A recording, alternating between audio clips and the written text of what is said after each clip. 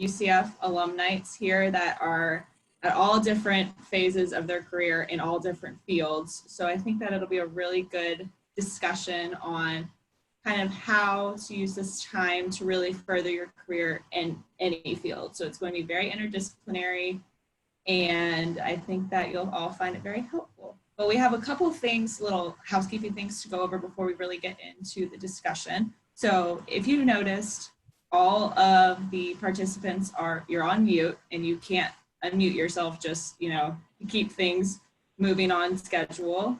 We'll have about 10 to 15 minutes at the end for Q&A.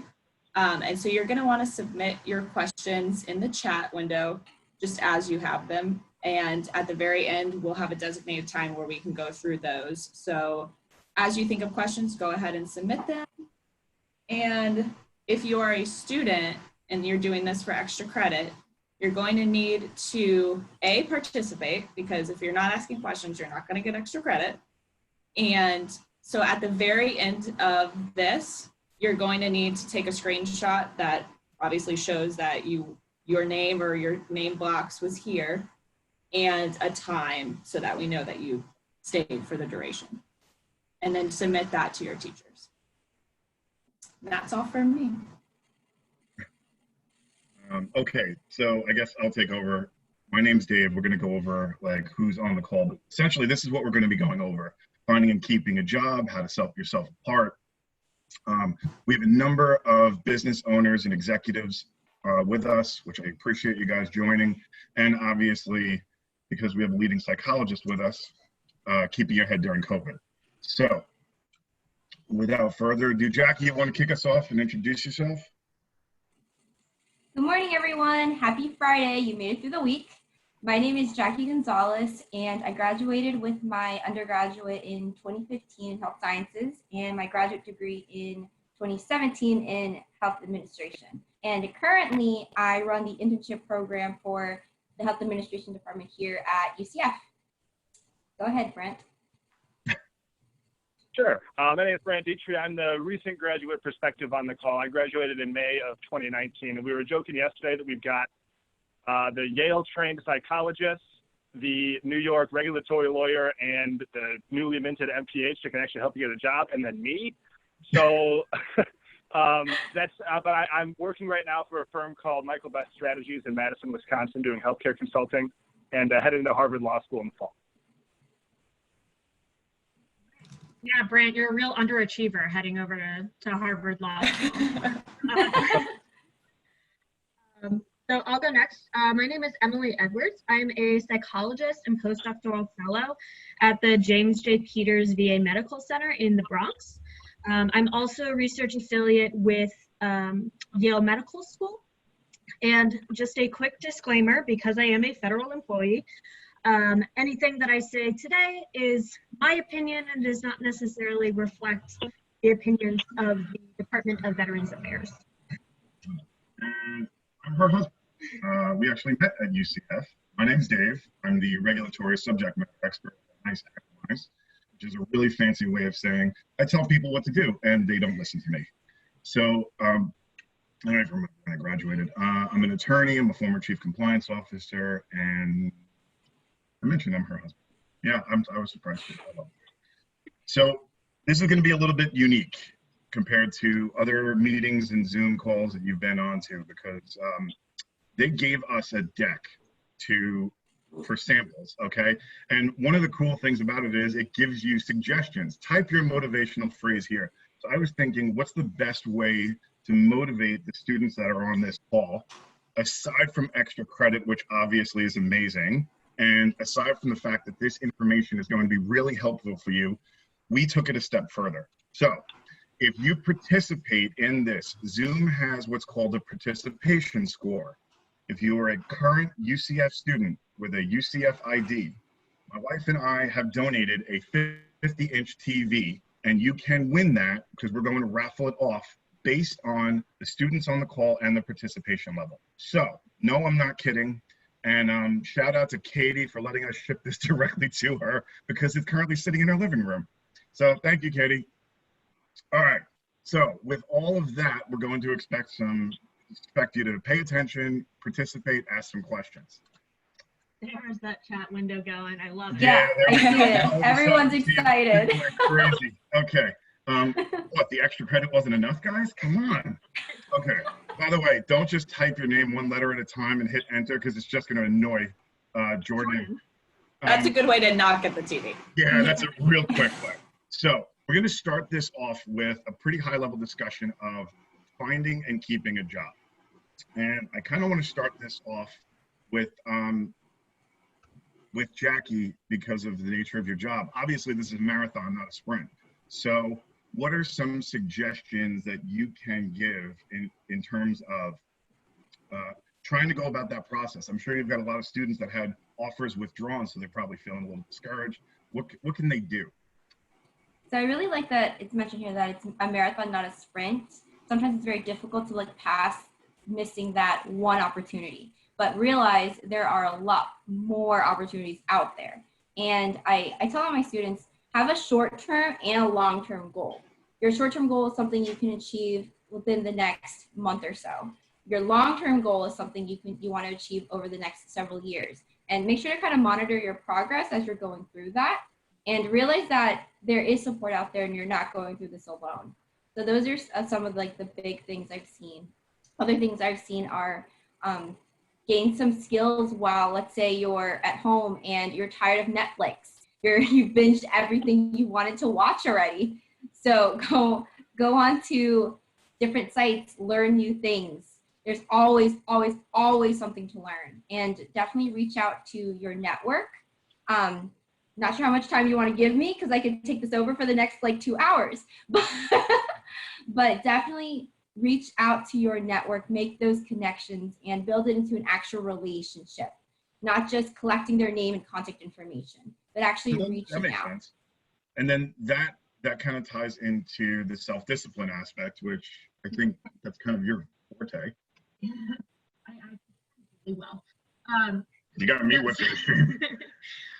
So one of the things about finding and keeping a job is that it is going to take a lot of self-discipline, especially when you're trying to go through this process in such a unique kind of situation as the COVID pandemic. That whole "it's a marathon, not a sprint" becomes really real, really fast, right? Because a lot of the internships that might have been advertised over the last couple of weeks or over the last couple of months, you reach out to them, you find that, nope, sorry, they decided to cancel that program. Or, you know, places are downsizing, or they're trying to figure out how to work remotely now, and everybody's kind of clunking their way through it. And so it can be really discouraging and really easy to just kind of throw your hands up and kind of say, screw it, and go back to binging Netflix. And at the end of the day, finding and keeping a job is going to take that kind of like stick-with-itness, take that self-discipline. We'll talk a little bit later in the webinar about some strategies that you can use to kind of keep yourself focused during this time, and to kind of structure yourself and make sure that you're moving toward finding and keeping that job that you're really hoping for. But really kind of keeping it in mind that, like, if you don't have an internship or you don't have a job right now, finding an internship or a job is your job at the time, like at this moment. So kind of treating that process with the same kind of self-discipline that you would an internship or a job can be really helpful. So actually, one of the reasons Grant is with us, aside from the fact that he's kind of awesome, is, and yes, I did give you a public compliment, never happening again. It's rare. It's recorded. It's recorded, Dave. Yeah, you had messed something up. But the fact that you graduated so recently, you keep us honest. So what are, you know, you've been in the workforce, you're starting law school. What are a couple of skills that you either developed while you were in school that you found surprisingly helpful in the workforce, or conversely, ones that you wish you had developed because now you're finding that that's something you're learning on the fly?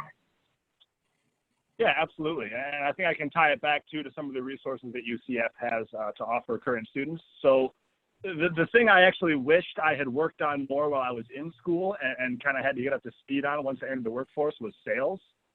I work as an associate for a consulting firm, and part of that role is to actually go out and sell our business to new clients. And so I had never been in any sort of sales role before that. And while my job had some other aspects to it that I was better prepared for, it was a bit of a learning curve, you know, building up the confidence to go out and do that. And so, I was kind of kicking myself a little bit because I actually majored, I came up through the business school. I was an economics major. So I would hear all the time about the sales programs that they have, sales success training and all that I just never took advantage of. And I think that's just so huge. And I think, you know, Emily can speak to this more too as a psychologist, but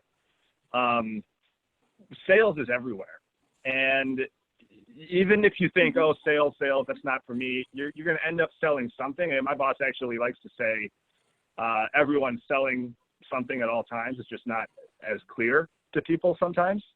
And I found myself too having to market kind of my own ideas within my organization and my firm. And I've been blessed with what I hope everyone in this webinar today gets with their first job out of school, which is bosses that listen and are open to ideas and really create these sort of roundtable discussion settings. And so sales is important there too, just as it is outside of the firm. So that's something that I wish I had worked on more in school.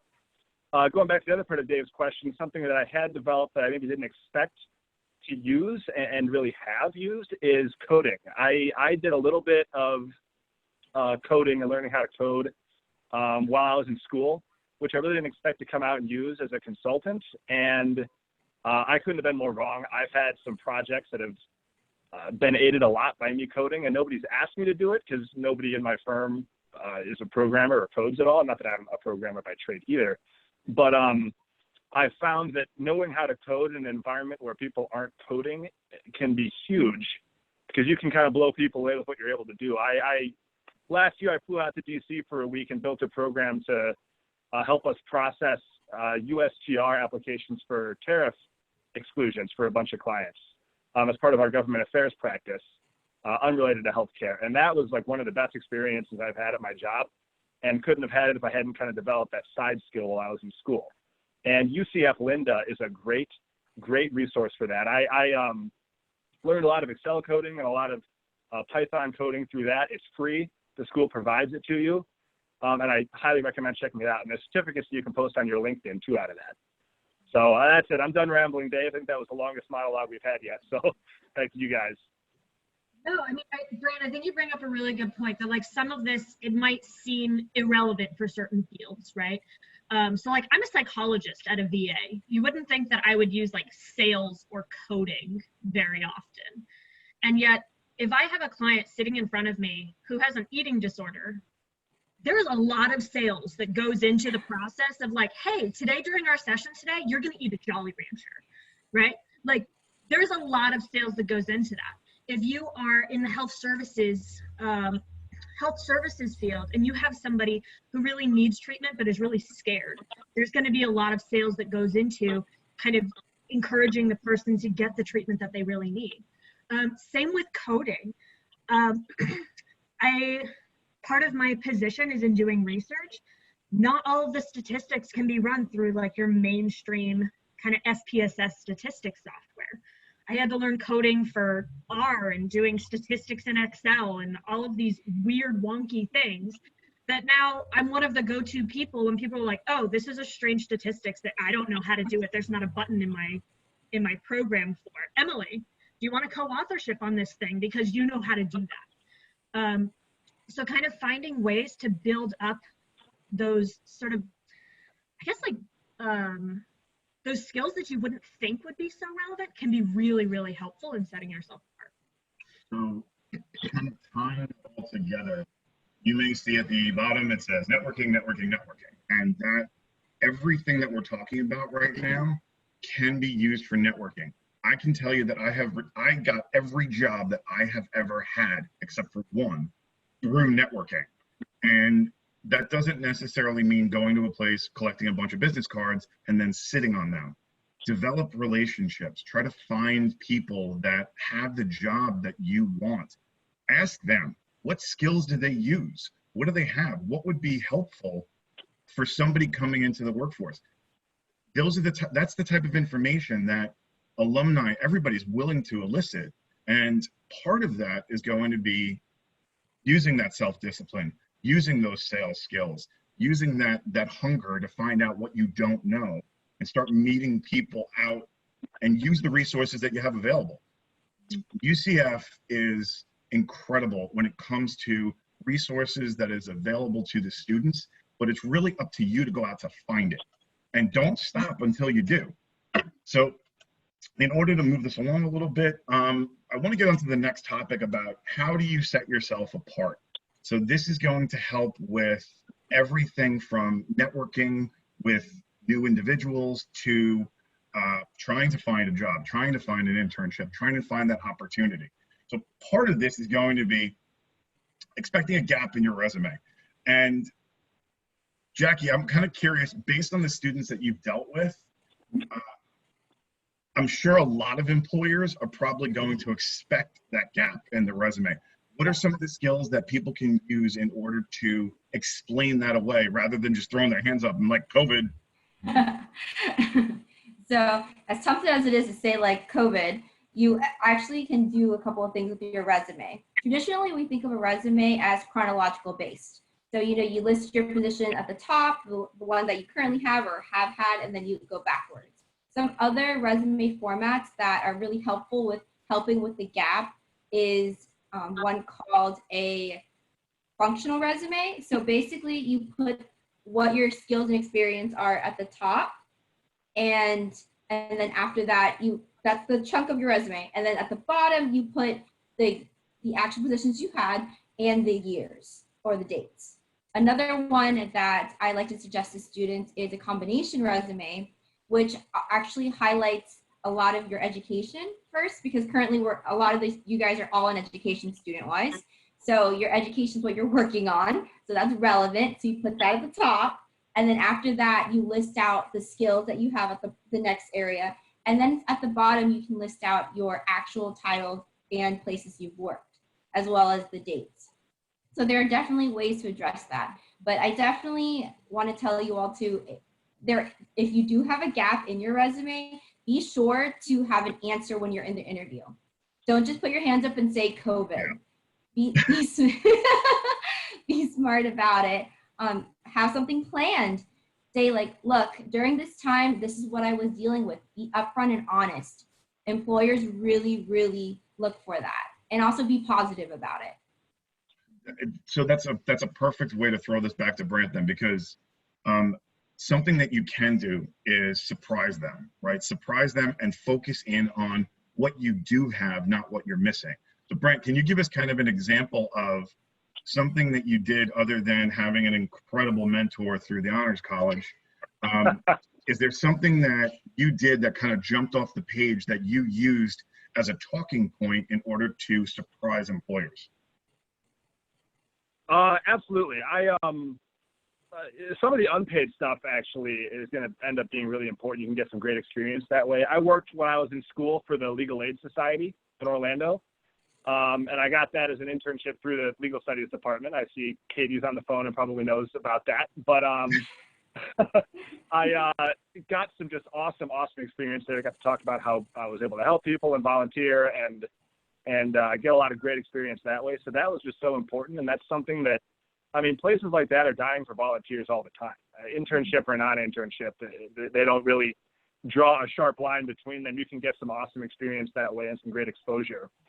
So that was something that I think jumped out on my resume, especially, and I saw some activity in the chat too about trying to get things on your resume that would be relevant for law school. I can't recommend that enough. That's a great way to position yourself as well for an essay about how you were able to help people and reach out while you were an undergrad, and that's pretty powerful. No, and I think that's a perfect way to segue into, obviously one way to surprise them is to not have that gap on your resume altogether. But as you said earlier, a lot of people are really discouraged or beaten down. So, but opportunities still exist, right? Absolutely. I think also just before we move on, if, this summer kind of goes by and you find yourself without an internship, without a volunteer position, without a, something to kind of fill in that would be gap in your resume, it's not the end of the world. Because at the end of the day, like, the world is extremely confused, right? We've got like pandemic, we've got killer hornets.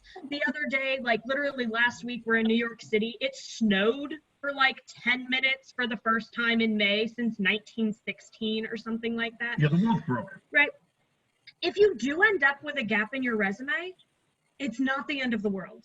And if you can find a way to kind of fill that gap through opportunities, like Brent said, maybe they're not all paid, maybe they're not all exactly what you were hoping for, but you can find some way to fill in that gap. That itself is going to be something that sets you apart from other people who are applying for that position.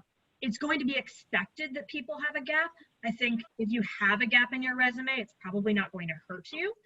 And if you don't have that gap, it can do nothing but help you. So I understand that there's a lot of people who have found themselves in a position where maybe they had an internship lined up, they had a job lined up for over the summer, things like that. And at the last minute, they got that, you know, that phone call, that email that was like, hey, sorry, due to COVID, you don't have a position anymore, right? And so keep in mind that there are still opportunities out there. There are still internships available. There's even more volunteer positions available, which I think is what we wanted to go through next. I the professors, the legal studies program, and I love that they incorporated this concept of the elevator pitch. And part of that's going to be that is a skill that is going to follow you your entire career. Learning how to do that, how to communicate quickly.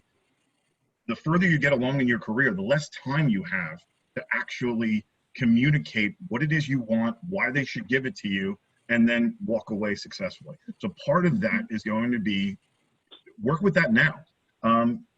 Corporations, I'm going to bounce around a little bit, but so corporations have cut back dramatically, but those opportunities definitely still exist. And now here's an interesting twist. Because a lot of offers were rescinded, now that we're starting to open the world back up, those opportunities still exist. They still need the help that they needed 4 months ago. So reach out to them, start looking online, really dedicate yourself to finding those opportunities. I'm going to skip over that for 1 second because I'm going to throw that to Emily, but also for those of you who are interested in politics, I have personal connections at both the Democratic National Party and the Republican National Party. I have reached out to those connections and gotten points of contact for each one. So if this is something that interests you or skill sets that you want to build going into law school, you'll be surprised. There's a lot of lawyers in politics. Reach out to the legal studies program or Jordan, and she will have those contacts available. Obviously, you're going to have to understand like what it is, where your values are, what that aligns with. That's your choice, but I wanted to make that opportunity available to the students and to be perfectly honest with anybody who's on the call. But that's a great way. And then in addition, with the nonprofits that you were talking about, I think you had a couple of really good. Yeah, absolutely. So I'm a little biased in this respect, right? I am a psychologist. My specialty is actually working with people who are in crisis. And during large scale economic events like this, where you have large recessions, you know, people are socially isolated, things of that nature, it's only natural that mental health crises are going to increase. And so all of those kind of nonprofit crisis support lines that are so reliant on volunteers are extremely desperate for volunteers right now. One that I particularly like is crisistextline.org. You don't have to have any credentials. So like you don't have to be a psychologist. You don't have to have a degree. You don't even really have to have any like skill set in particular in order to volunteer. Crisis Text Line, if you can go through the process of applying to become a volunteer. They will give you a free training that typically costs about $1,000 in exchange for your commitment to offer 200 hours worth of volunteer time at like 4 hours a week over the period of a year. Okay, so this is a really fantastic opportunity. Let's say that you had some kind of like mental health internship lined up for the summer and now that's fallen through. here's an opportunity to actually learn some of those kind of sort of basic rapport building skills and things like that that you would see in like a therapeutic context or something of that nature. Get that training and also be able to give back to the community. Another one that's really helpful, particularly in Central Florida, is Heart of Florida United Way. This is an organization that's based out of Orlando, and they coordinate across over 200 different organizations that are looking for volunteers. So they are very kind of social service heavy. They have everything from food pantries to homelessness outreach. Kind of the volunteer opportunities at that website really run the gamut. So you can kind of go through, find ones that might be suitable to what you're interested in or the things that you specialize in. Another thing to kind of keep in mind, let's say that you're a law student, or you're not in some kind of like social service or mental health or something of that nature. These things can still be really relevant.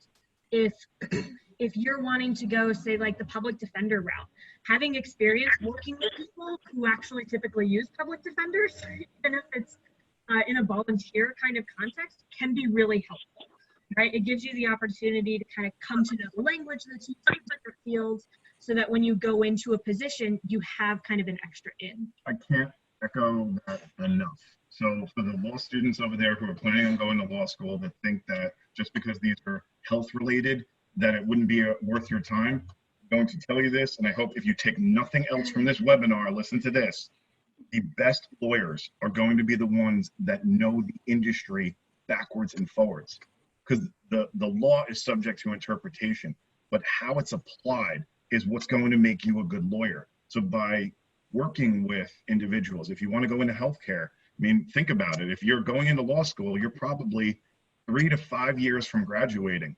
There's going to be a lot of healthcare related legal work that is going to be required after this is over. So I want to kind of punt that. Now, the irony is not lost on me, Jackie, that you were asking people during a pandemic to go to something called Handshake. But could you explain what that is? And I'm hoping it's not something I need a mask for. Oh my gosh, Dave. So Handshake, as ironic Did you as it is. expect any less? Come on. I didn't expect any less from you, Dave. I'd be surprised if I heard anything different from you. But with Handshake is a platform that UCF students have access to. And it's kind of like your own almost personalized job board, where these employers are specifically looking for UCF students. So you can all go on, you can all make an account as long as you're a UCF student. And employers, you can also go on and make an account as well, because this platform does a great job of connecting the employers to the students. I also want to say there's such diversity on this panel, and I love it. So in health administration, there's such diversity in terms of what you can do. So what Dave and Emily are saying is completely relevant to you guys. Translatable skills are wonderful to have. Another thing I want to bring up is LinkedIn Learning. So this is a platform where you can actually go on and learn coding, for example, as Brent brought up, or other things such as Excel. A lot of my students think they know Excel. You don't know Excel. There's so many things in Excel.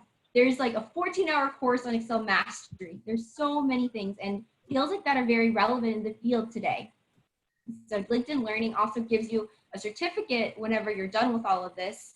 And I believe Emily brought this up where you can just put it on to your profile. It was either Emily or Brent that said you can put this directly onto your profile on LinkedIn. So all your contacts can see that you have this Excel experience now.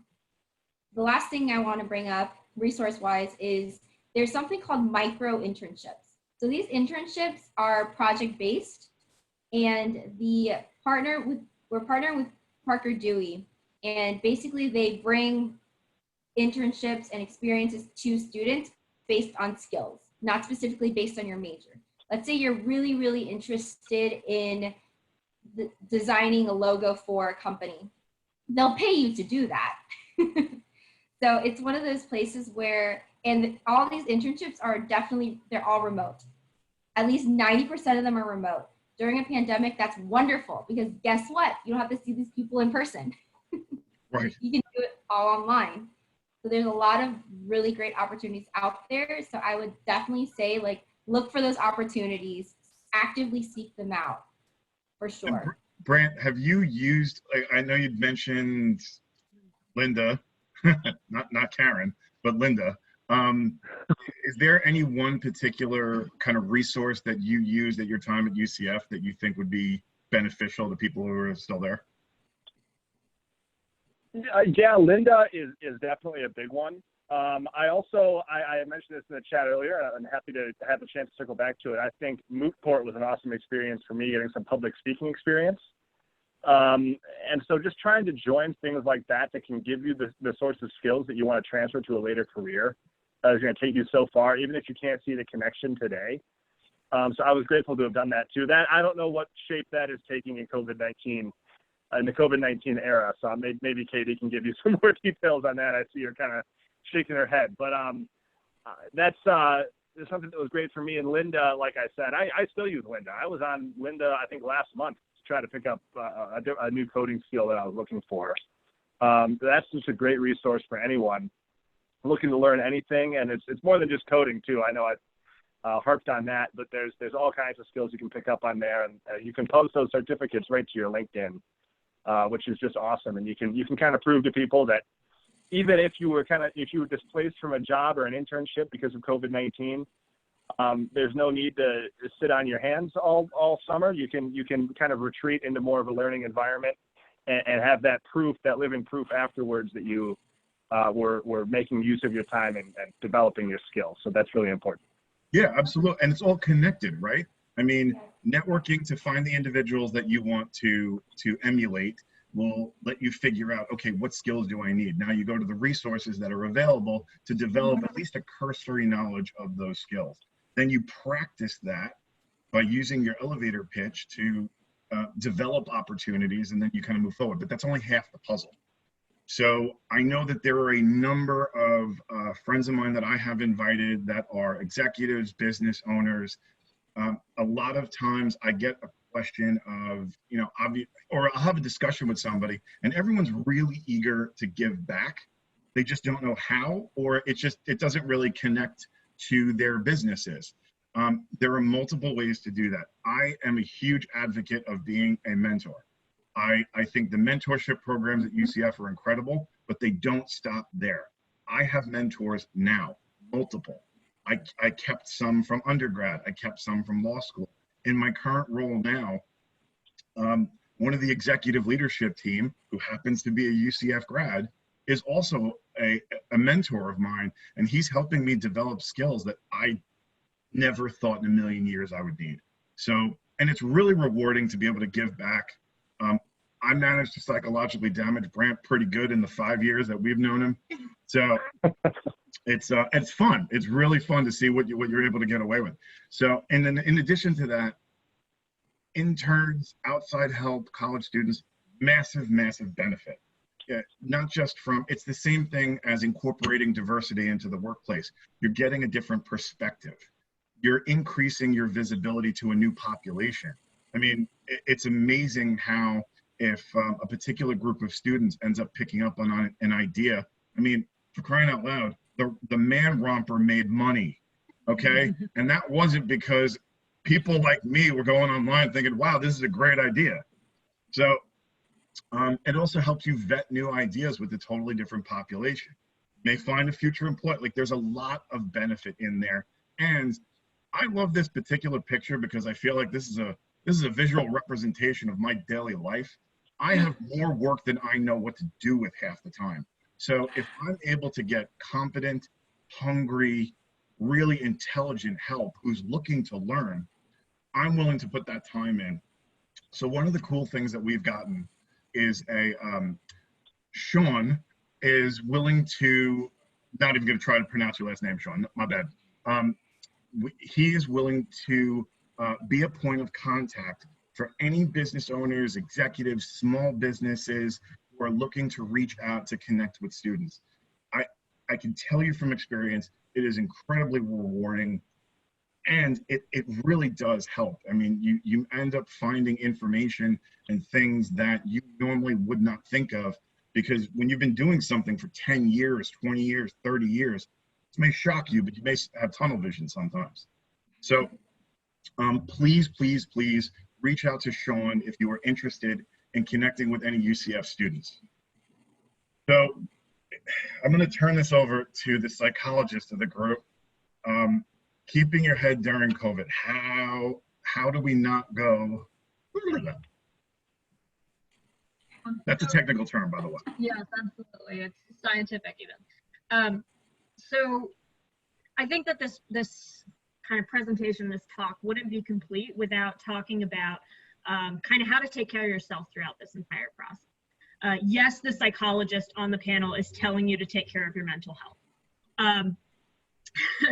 So one thing to kind of keep in mind, kind of keeping this very career focused, you're going to be a pretty crap employee, pretty like, pardon my French, you're going to be a pretty shit intern if you're not taking care of yourself, right? You're not going to be used to literally anyone if you're not taking care of yourself. And this is a really high stress time for a lot of people. Extended periods of social isolation, not so great for mental health.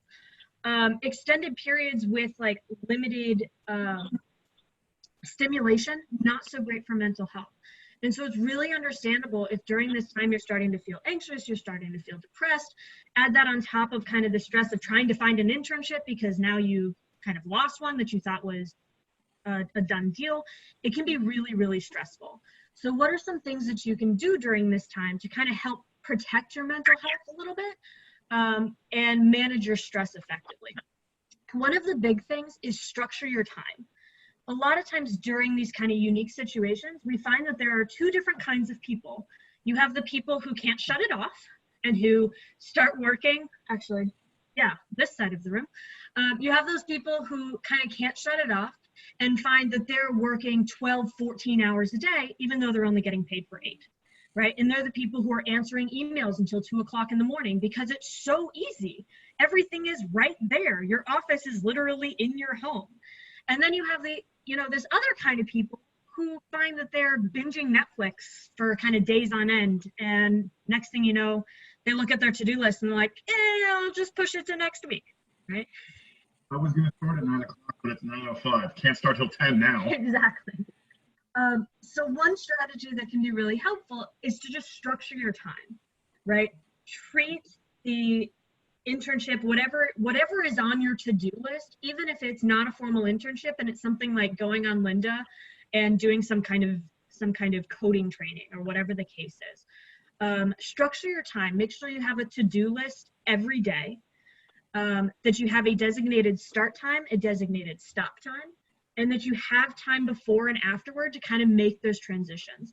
This is a lot easier when we're physically going into an office, right? It's 5 o'clock, you punch out, you leave, you kind of use the drive home to sort of shift gears. And now you're at home and you can kind of leave work at work and keep home at home, right? It's a lot harder when you're trying to do everything remotely. So one thing that can be really helpful is to just kind of structure your time. Personally, because I'm working remotely, I don't respond to emails after 6 p.m.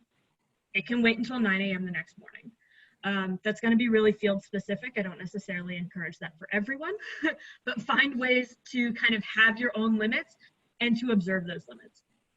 Other things is find ways to be productive, right? So we've been talking about, let's say you can't find an internship, finding other ways to sort of improve yourself professionally, right? So finding those trainings that you can do online, finding volunteer opportunities that maybe it's not exactly what you were looking for, but you know what? It structures your time. It gives you a little bit of time in your, little bit of space in your resume.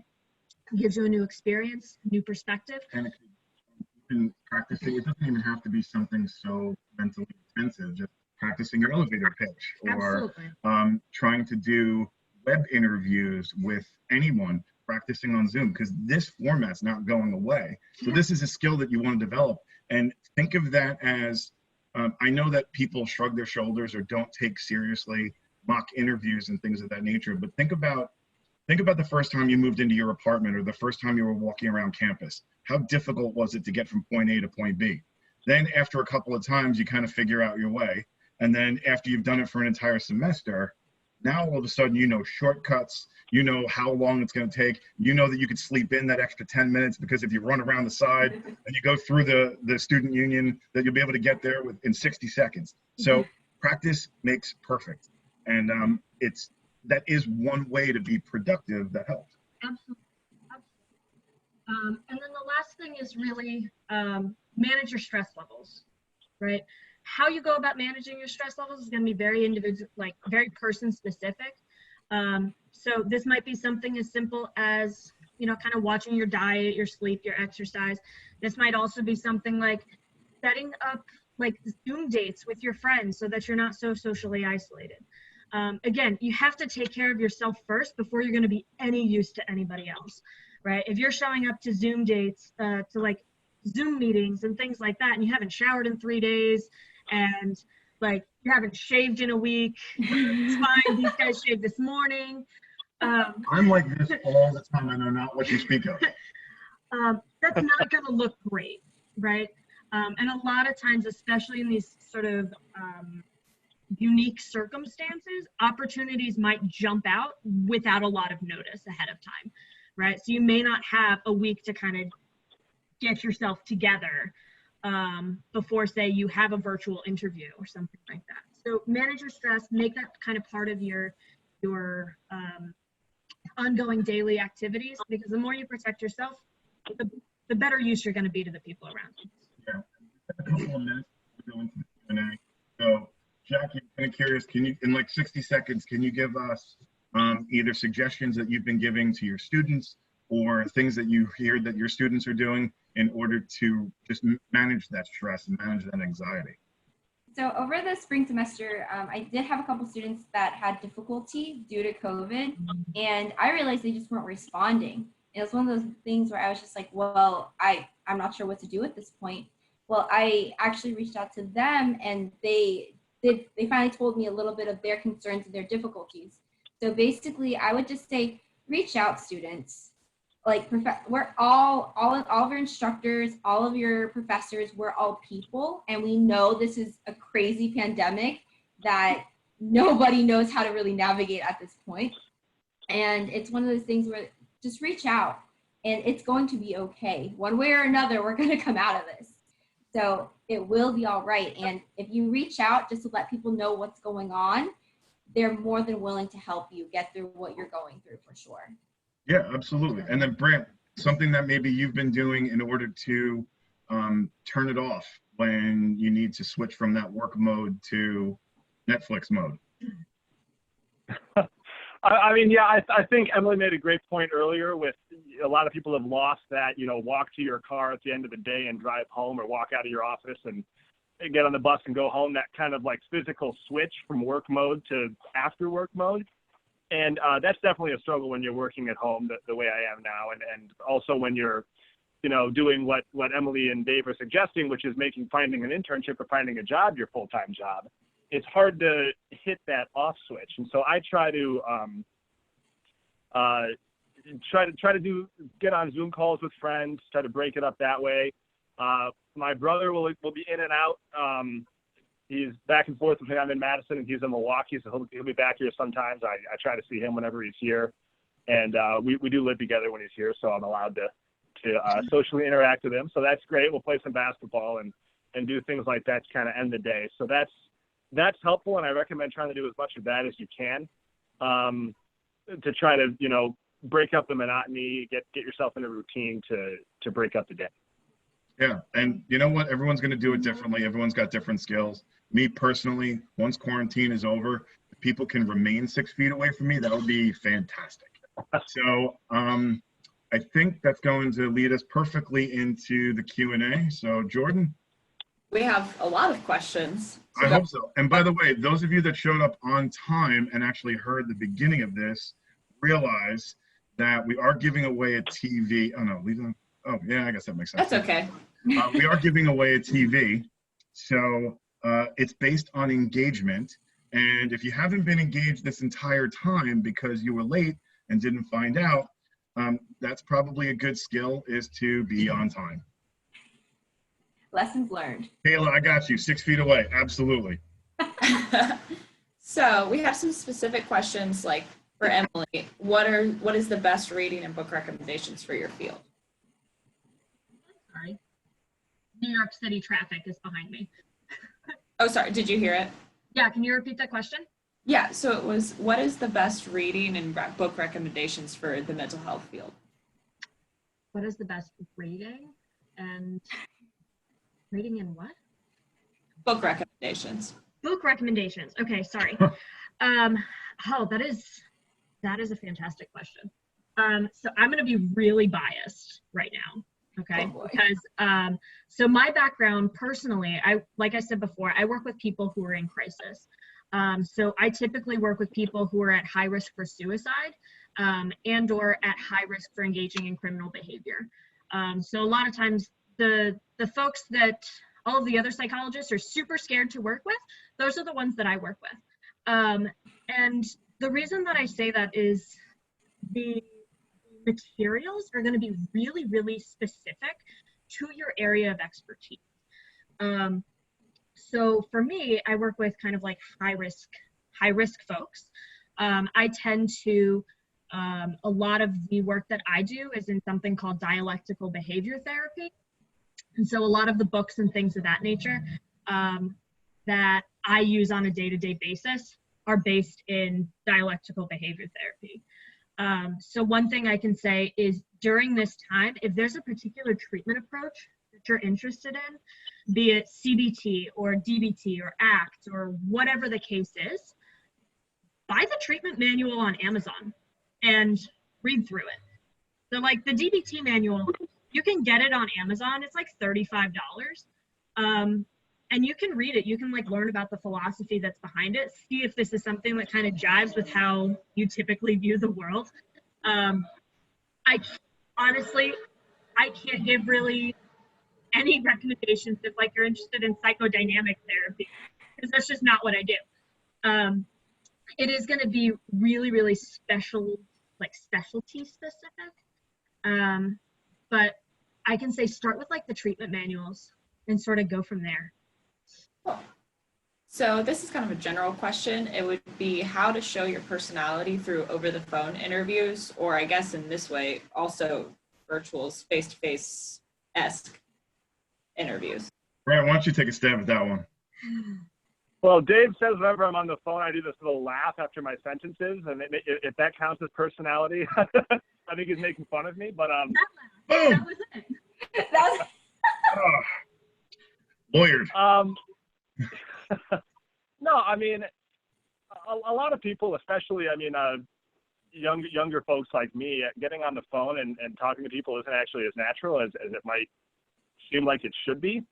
And that's a skill to develop like anything else. And I think just doing more of it, doing more phone interviews, I mean, I find getting more experience helps with anything, right? And so I know UCF does a lot of mock interviewing programs, and I'm wondering if some of that applies to phone interviews as well, where you can just practice, get comfortable in that setting, and be ready when the time comes. And do your homework. Figure out who you're talking to, what is important to them. oh my gosh. Yeah, Jackie, what do you think? Like, because I know you deal with this all the time. So it's one of those things where practice what you sound like on the phone. Record yourself. I know it's difficult to listen to yourself. Trust me, I understand that. But definitely record yourself and listen to yourself. And smile.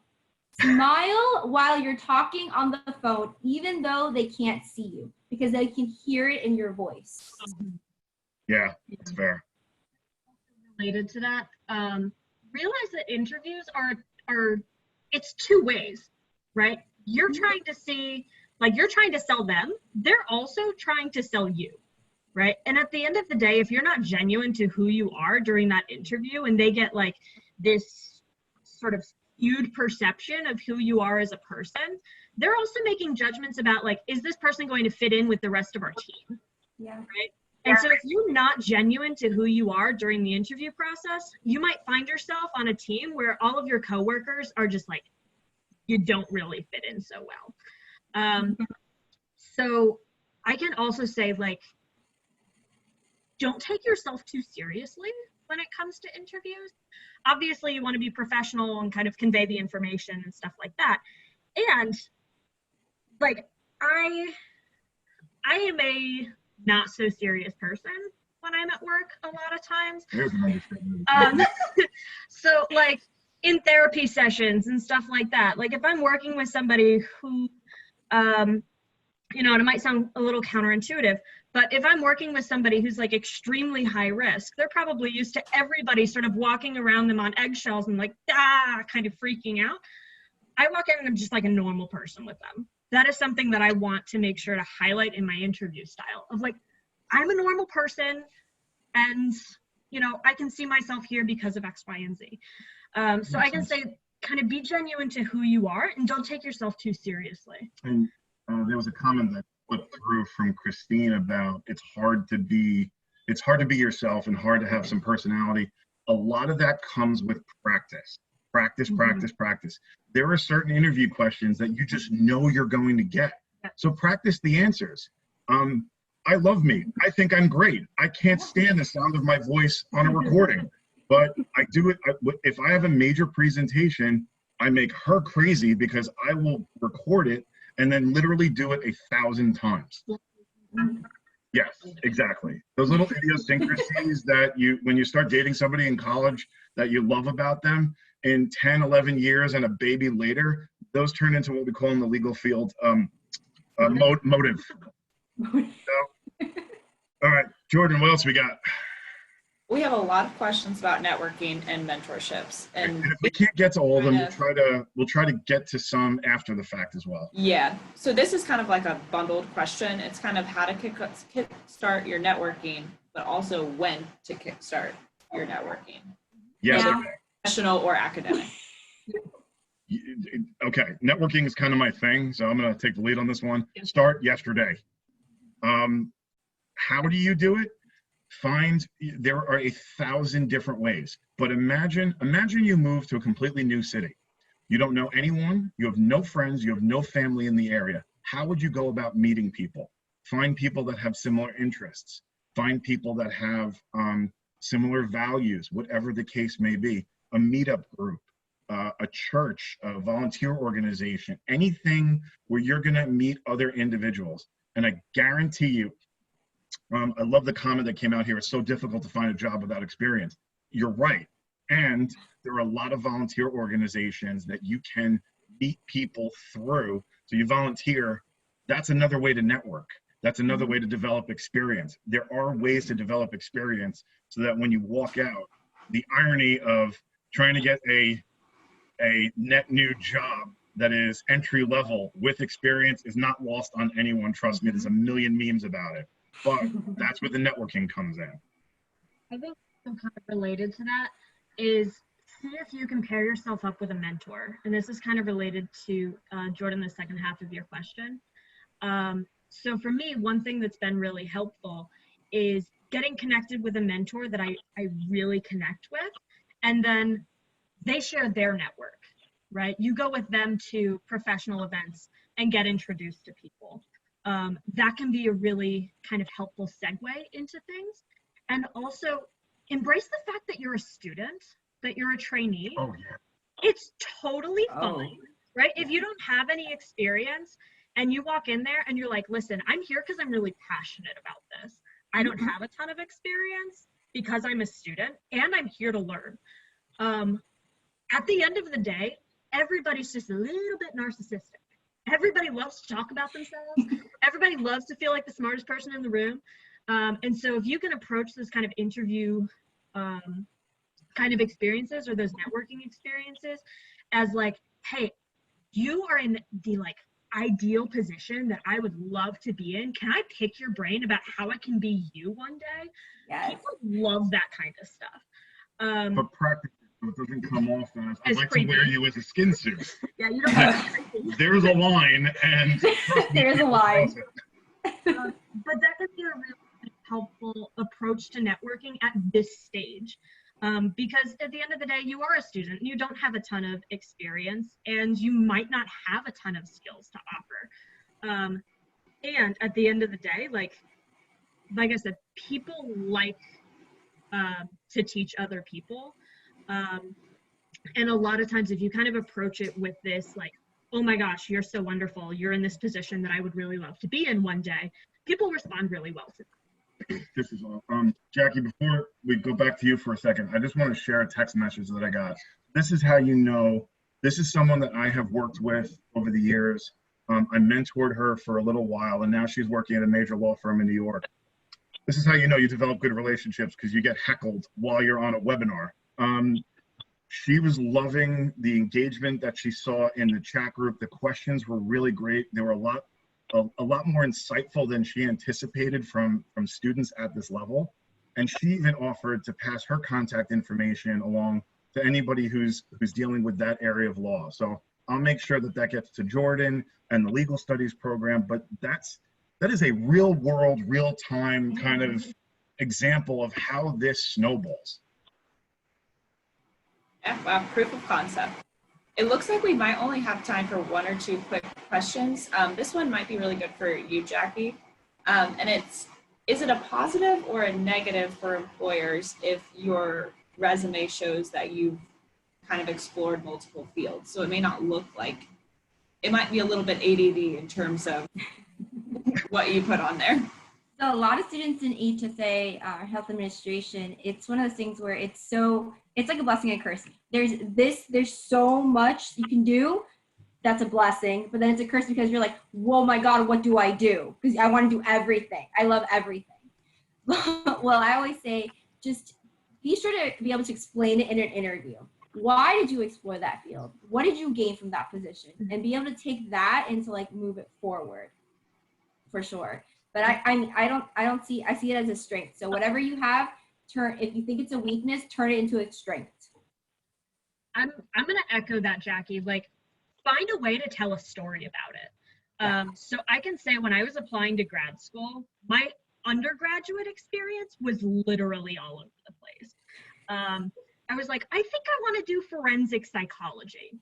Okay, cool. So I had like a research assistantship in an anxiety lab, because that was as close as I could get to clinical psychology. And then I had like a research assistantship in human factor psychology, like doing stuff with robots.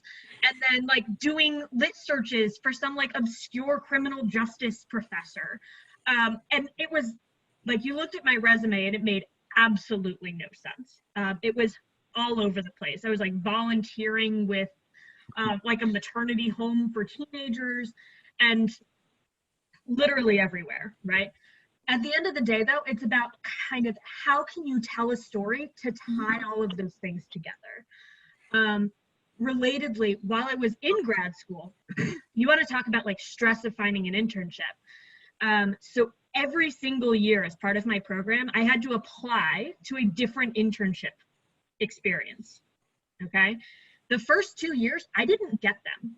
Like I applied to like 15 different places, didn't find internships, went to my program director and I was like, so now what do I do? And ended up being placed into a program that just happened to have an open spot, okay? Super, super stressful. You want to talk about like anxiety through the roof. And yet at the end of it, last training experience was at Yale Medical School, because you find a way to kind of tie everything together, tell that story, even if it looks like it's all over the place. And that's something that, again, you're going to do through practice. Kind of brainstorm with the people who know you best to figure out how to fine tune that story. It comes back to sales too, like Brant was saying. Yeah, I kind of want to end with you then on that. So you got into Harvard Law School, which, I mean, not the hardest thing to do, but what's the story when you thought about your entrance essay and the story that you were going to tell? What was that thought process? Like, what were you thinking about how to sum up your experiences and then put your best foot forward? Yeah, I think that ties actually back to diversity of experience, which I know is something that's pretty prevalent in the chat right now. We touched on a little bit. I had experience in a bunch of different fields going into my law school application, and I also was struggling with how to kind of turn that into a unified story. And that really comes through in essays and things like that too, as well as the interview. And I find you can just try to spin elements of certain fields into other fields.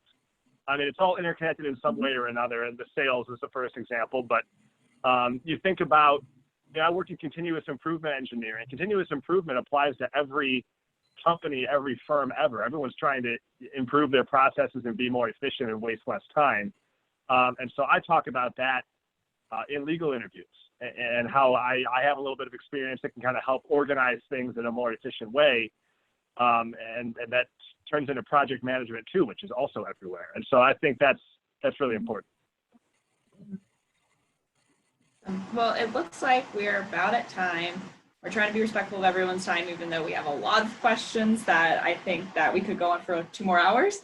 Yeah. But No, please don't. we'll have a lunch break.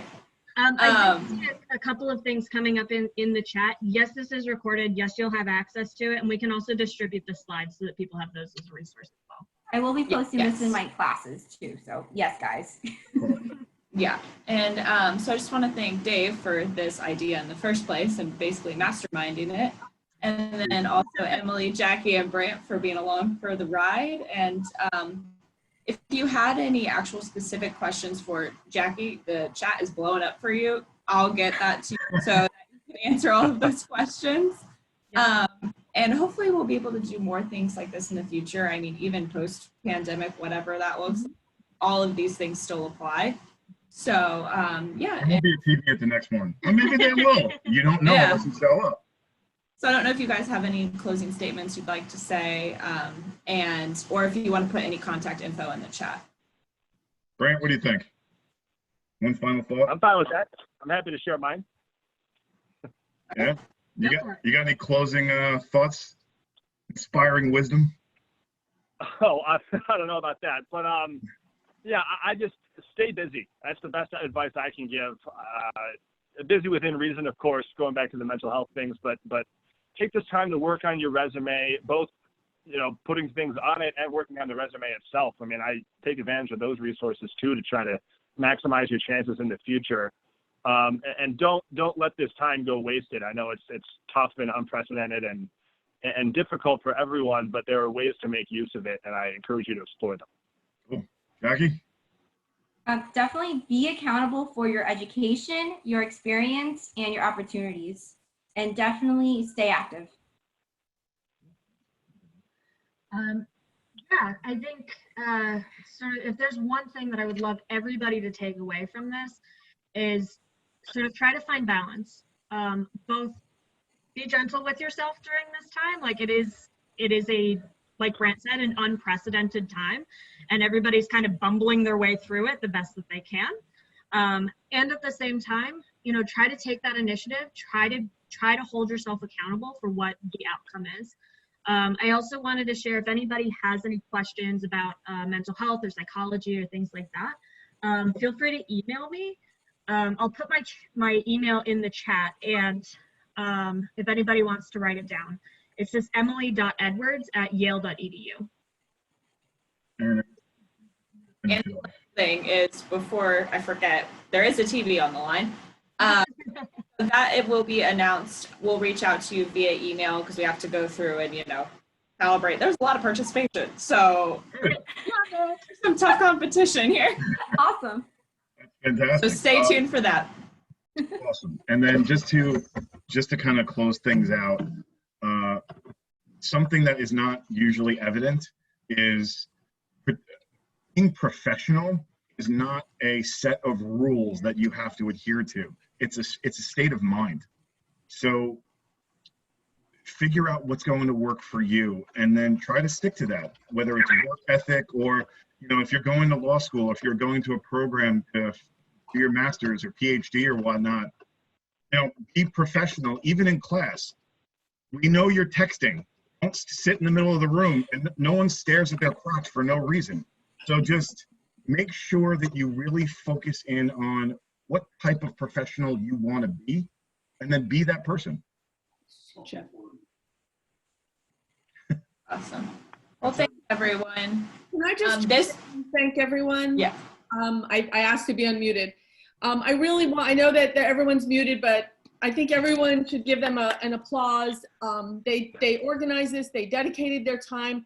I'm reading the comments, and I have to say, Dave, Emily, Brant, and Jackie, You've knocked it out of the park. Students are asking when the next one's going to be. They want contact information. They have just loved every minute of this. And I have to say, I've been to a lot of these things, and this is probably one of the best organized events that we've had, timely and really, truly beneficial. And from the bottom of my heart, thank you. Oh, thank you. Yay.